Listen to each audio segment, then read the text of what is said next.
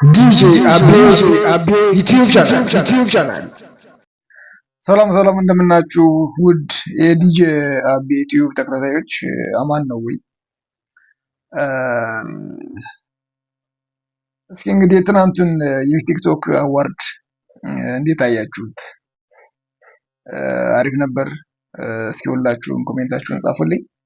ለማንኛውም ለሁሉም እንዲዳረስ ሼር፣ ላይክ፣ ኮሜንት፣ ሰብስክራይብ እያደረጋችሁ አብሮነታችሁን አሳዩኝ። እንግዲህ እኔ ምናልባት የሰውን ሀሳብ ለመቃረን አይደለም፣ ግን የቲክቶክ አዋርድ ባይኖር ከሚሉ ሰዎች አንደኛው ነኝ እኔ። ምክንያቱም ፍትሐዊነት አይታይበትም ብዙ ጊዜ እና የቲክቶክ አዋርድ አስፈላጊ ነው ብዬ አላምንም። እርግጥ ነው ሽልማቶች ብዙ ጊዜ ለስራ ተነሳሽነት ያበረታታሉ፣ የበለጠ እንድንሰራ ያነሳሳሉ። በየትኛውም መልኩ ቢሆን ሽልማት ጥሩ ነው። ሰዎች እንዲበረታቱ፣ የተሻለ ነገር እንዲሰሩ፣ ነገ እንደ ቤት ስራ እንዳደራ ማስቀመጥ ነው የሚሆነው መሸለም እና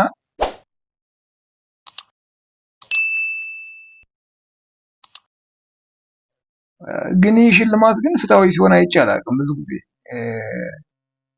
ማለት የሚሰሩ ሰዎች እየተሸለሙ አይደለም፣ ትክክለኛ የሰራ ሰው የሚሸለም አይደለም። በቃ ከተጀመረ ጀምሮ የሚሰሩ ሰዎች አይሸለሙም። የሚያላግጡ፣ ማህበረሰብ የማይወክሉ እንደው ተሸልሙ ከተባለ የተወሰኑ ጥሩ ሰዎች። አሁን የትናንት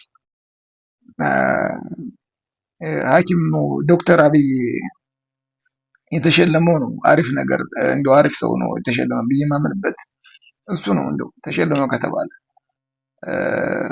ከዛ ውጭ ግን እኔ በተለይ በዩቲ እና በአዶናይ መካከል የነበረው ፉክክር እኔ አሁን የሁለቱም ደጋፊ አይደለሁም፣ ግን እንደ ገለልተኛ ግን ማን ነበር መሸለም የነበረበት ካላችሁኝ እኔ ዩቲ ይገባታል ባይ ነኝ እኔ። ለምን ካላችሁ እንግዲህ 5 ዓመት ይሆናታል ሁሉ ዩቲ እንግዲህ ከምናውቃት፣ እሱ ምናልባትም በቅርብ ነው የመጣ። ከዛም ሆኖ ግን ያው ቪዲዮዎቹ ይደርሱን ነበር። ለምን ከተባለ ዩቲ ከጀመረ ጀምሮ አትጥቀም ከፈለገ ለማህበረሰቡ የጠቀመውን ነገር አልሰራችም ይባል ከተባለም እንኳን ግን የሚጎዳ አንድ ነገር ሰርታ አታውቅም። ማህበረሰቡን የሚጎዳ ምንም ነገር ሰርታ አይቼባት አላውቅም በግሌ። ዘንድሮ ደግሞ በጣም ደክማለች። እውነት ለመናገር የእሷን ድካም ለማወቅ በሙያ ውስጥ ካልሆናችሁ ወይ በቀረጻ አካባቢ ካልሆናችሁ አታውቁትም። ይቅርና ሴትን ወደ ወንድ ቀይሮ ለመስራት ያን ያክል ሜካፕ ለመስራት ይቅርና ሴቷን ወይ ቆንጆ ለማድረግ ወይ ቆንጆዋን ሴት መጥፎ አድርጎ አዘው ጾታዋን እንኳን እንትን ለማሰራት ምን ያክል ውጣ ውረድ እንዳለው አንድ ሲን ለመቅረጽ ምን ያክል ግብ እንዳለው በሙያ ውስጥ ከሆናችሁ ይረዳችኋል። እና በጣም ብዙ ነገር ደክማለች፣ በጣም ብዙ ከሚገባው በላይ። ስለዚህ ይገባት ነበር እንደንተ። አሁን ቲክቶክ አዋርዶቹን በዚህ ላይ መፍረድ አልችልም፣ ምክንያቱም ቦቱ ማህበረሰቡን የመረጠው የማህበረሰቡን ፍላጎት መቀልበስ አይቻልም፣ ሌላ ግርግር ለማስነሳት ካልሆነ በስተቀር። ግን እኛ የምንከተለው ወይ ደግሞ የምንመርጠው ሰዎች ምን እያሰብን ነው የምንመርጥ ነው የኔ ጥያቄ። ያው ማበረታታት ያለብን ሰው አናውቅም ወይ? እኔ አሁን ይቺ እንደዛ ከፍ ሳረቅ አዶናይ ዝቅ ለማድረግ ምናምን አይደለም። እኔ ማንንም ዝቅም ከፍ የሚያደርገው እንትኑም የለኝም። ግን ይህ ልጅ አሁን የመጣበት መንገድ ይታወቃል፣ የሚሰራው ነገር ይታወቃል።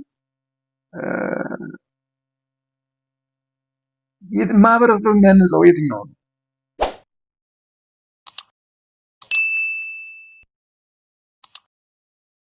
ስግጥ ፍምስ የሚባለው ትርጉምስ ምንድን ነው? አሁን እኛ በባህልም በእምነትም እንግዲህ የእኛን ሀገር ኪነ ጥበብ ወይ ደግሞ የጽሁፍ ስራ የሚይዙት ብዙ ነገሮች አሉ። አንደኛ ይህ ባህል ቋንቋ የሚባለው ነገር ይገድባል። ሌላኛው ሃይማኖት የሚባል ነገር ይገድባል። ከዛ ውጭ ደግሞ እኛ እንዳንሰራ የሚያደርጉን ነገሮች አሉ። ፖለቲካውም አለ። ፖለቲካውን የሆነ ነገር ስነካ ይሄ ፖለቲካ ሊሆን ይችላል እንዴ ምናምን ትላለህ።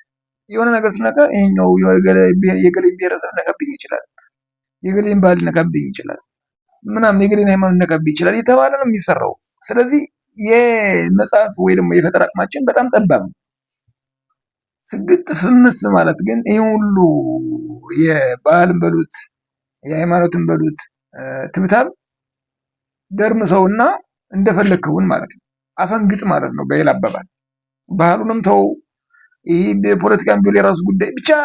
ይህ እኛ ተገድበን ያለንበትን እንትን ጥሰህ እንደፈለግክውን ማለት ነው። ሰግጥና ስግጥ ብለህ ባህሉንም እምነቱንም ሁሉንም ጥሰው የራስን አራምድ እንደማለት ነው። ያን ማድረግ የሚጠፋው ሰው ኑሮ አይደለም። ግን ቤተሰብ የሚባል ነገር አለ። ማይነኩ ነገሮች አሉ። ሃይማኖት ማይነካ ነው። የሆነ ብሔረሰብ ማይነካ ነው። የሆነ ሰው ሃይማኖት ማይነካ ነው። ፖለቲካን በራሱ ማይነካ ነው እና እኒህን ነገር ጥሶ ለመስራት አስፈላጊ ስላልሆነ ነው እና አስተምሮቱ አይገባኝም። ልጁ በእርግጥ አውቆታል። የኢትዮጵያን ስነ ልቦና በደንብ ገብቶታል። ምንም ጥያቄ የለውም፣ ገብቶታል። እኔ አሁን ዜግነቱ እዚህ አይደለም እዛ ነው ምናምን ማለት አይደለም። በቃ በራሳቸው ቋንቋ የሚያወራ ነው፣ ኢትዮጵያዊ ነው ብሎ ማመኑ ነው የሚሻለው እና ከዛ ውጭ ግን ፍትሐዊነት የለበትም። አሁን እነ ብሩክ ጊዜ የሚገርም መረጃ የሚያቀርቡ ሰዎች አሉ። ትልልቅ ነገር ብቻ አይ ነው ግን ትክክል አይደለም። እኔ በጥቅሉ በቃ ጥሩ ነገር የሚሰሩ ሰዎች ማይሸለሙ ከሆነ የቲክቶክ አዋርድ የሚባለው ነገር ከነጨራሹን ቢቀር ባይ ነኝ እንደ ሀሳብ። ለምን የሰዎችን ሞራል እየገደለ ነው እንጂ ይህ ማህበረሰብን የማይጠቅም ነገር የሚሰሩ ሰዎች የሚሸለሙ ከሆነ ጥሩ ሰዎች ሊደበቁ ነው ወይ ደግሞ በነዛ ልክ ሊወርዱ ነው ማለት ነው። ወርደው ሌላ ነገር ሊሰሩ ስለሆነ ልክ አይደለም። ግን እኔ ምቾት አልሰጠኝም። በቃ በጥቅሉ ዲጄ አቤ ዩቲዩብ ቻናል